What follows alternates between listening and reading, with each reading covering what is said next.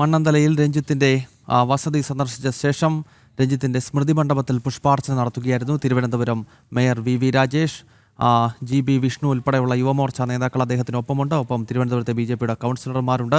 ഇനിയും മറ്റ് ബലിദാനികളുടെ ഭവനങ്ങൾ കൂടി സന്ദർശിക്കുകയാണ് ഇന്നത്തെ ദിവസത്തെ പ്രധാനപ്പെട്ട ലക്ഷ്യമെന്നത്. അത് തുടരുകയാണ്. പ്രശാന്ത് ശങ്കരമംഗലത്താണ് അവർക്കൊപ്പം ഉള്ളത്.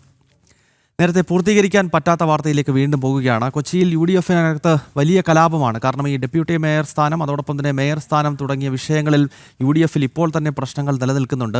ഡെപ്യൂട്ടി മേയർ സ്ഥാനത്തിൻ്റെ പകുതി ടേം മുസ്ലിം ലീഗിന് നൽകിയതിൽ വലിയ അതൃപ്തി അവിടെ കോൺഗ്രസ് നേതാക്കൾക്കിടയിൽ ഉണ്ട് എന്ന് മനസ്സിലാക്കാൻ കഴിയുന്നു.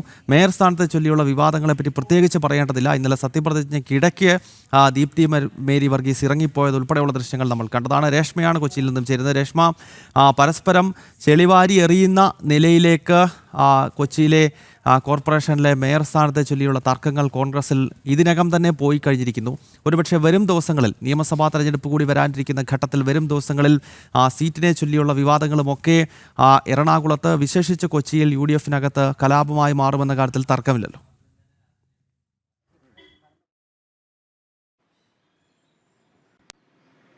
അതെ ഗൗതം, മേയർ തെരഞ്ഞെടുപ്പിലൊക്കെ തന്നെ എല്ലാവരും ഒത്തൊരുമിച്ച് തന്നെയാണ് നിന്നത്. പക്ഷേ ഇനി അങ്ങോട്ട് ഭിന്നിപ്പിന്റെ ആ സ്വരമൊക്കെ തന്നെ കടുപ്പിക്കുമെന്നാണ് അറിയാൻ സാധിക്കുന്നത്. കാരണം VK മിനിമോളുടെ സത്യപ്രതിജ്ഞാ ചടങ്ങിനൊന്നും കാത്തു നിൽക്കാതെയാണ് ദീപ്തി മേരി വർഗീസ് മടങ്ങിയത്. ഡെപ്യൂട്ടി മേയർ ആയിട്ടുള്ള ദീപക് ജോയുടെ ചടങ്ങിനൊക്കെ നിൽക്കുകയും രണ്ടുപേരെ അനുമോദിക്കുകയൊക്കെ തന്നെ ചെയ്തു. പക്ഷേ തന്റെ പരാതിയിൽ ഇപ്പോഴും DCC നേതൃത്വം കൃത്യമായിട്ട് മറുപടി നൽകിയിട്ടില്ല എന്നുള്ളൊരു ആക്ഷേപം ദീപ്തിയെ അനുകൂലിക്കുന്നവരുടെ പക്ഷത്തു നിന്നുണ്ടായിട്ടുണ്ട്, ദീപ്തിക്കുമുണ്ട്.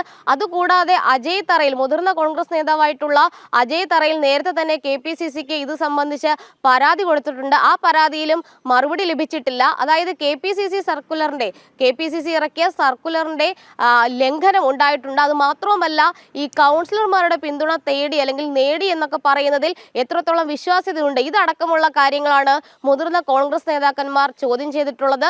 എന്തായാലും ഇക്കാര്യത്തിൽ കൃത്യമായിട്ടുള്ള മറുപടി തങ്ങൾക്ക് ലഭിക്കണമെന്നുള്ള ഒരു നിലപാട് മുതിർന്ന കോൺഗ്രസുകാർ ഇപ്പോഴും സ്വീകരിച്ചിട്ടുണ്ട്. മറ്റൊന്ന്, ഈ ഡെപ്യൂട്ടി മേയർ സ്ഥാനം സംബന്ധിച്ചുള്ള ചില കാര്യങ്ങളിൽ തർക്കം ഇപ്പോഴും നിലനിൽക്കുന്നുണ്ട് എന്നുള്ളതാണ്. അതായത് ഈ ലീഗിന് ഏറ്റവും ഒടുവിലത്തെ അവസാനത്തെ ഒരു വർഷം ഡെപ്യൂട്ടി മേയർ സ്ഥാനം കൊടുക്കാം എന്നുള്ളൊരു ധാരണയിലേക്ക് സംസ്ഥാന UDF നേതൃത്വം എത്തിയിരുന്നു. അതൊരു തീരുമാനമായിട്ട് മാറ്റുകയൊക്കെ തന്നെ ചെയ്തു. പക്ഷേ ഈ ജില്ലയിലെ കോൺഗ്രസ് നേതൃത്വത്തിന്റെ എതിർപ്പ് മറികടന്നുകൊണ്ടാണ് സംസ്ഥാന നേതൃത്വം ചർച്ച ചെയ്ത തീരുമാനത്തിലേക്ക്